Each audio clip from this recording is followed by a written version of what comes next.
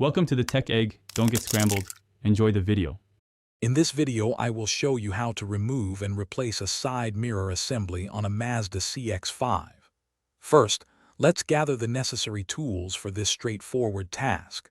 You'll need a Phillips head screwdriver, a trim removal tool, and of course, your new side mirror. Having a clean cloth and a small container for any removed screws will also make the process much smoother. Let's get started. Now let's remove the old mirror. Begin by gently prying off the interior trim panel that covers the mirror's mounting bolts. Use your trim removal tool to avoid damaging the plastic. Once the panel is off, you'll see 3 mounting bolts. Unscrew these. Finally, carefully disconnect the electrical connector attached to the mirror assembly. This will free the old mirror.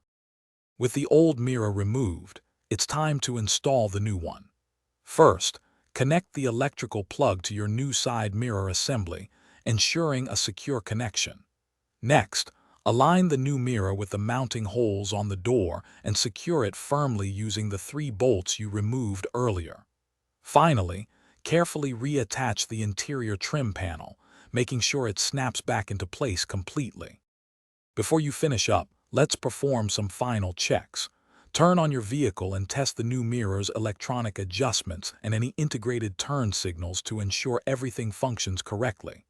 Give the mirror a gentle shake to verify it's securely attached and doesn't wobble. Lastly, use a clean cloth to wipe away any fingerprints or smudges, leaving your new mirror looking perfect. Great job! Thanks for watching. Consider subscribing if I helped unscramble your problems.